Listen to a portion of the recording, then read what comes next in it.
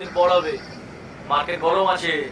এই রিপোর্টার রাজা সেন খুব বেড়েছে, ওর নিউজের চটে পুলিশ বাধ্য হলো কাটা কেষ্টকে তুলতে।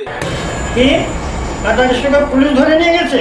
হ্যাঁ স্যার, কাঁটা কেষ্টর গ্যালানি একটু পড়েছে, তবে কেস হালকা দিয়েছে, বের পেয়ে যাবে।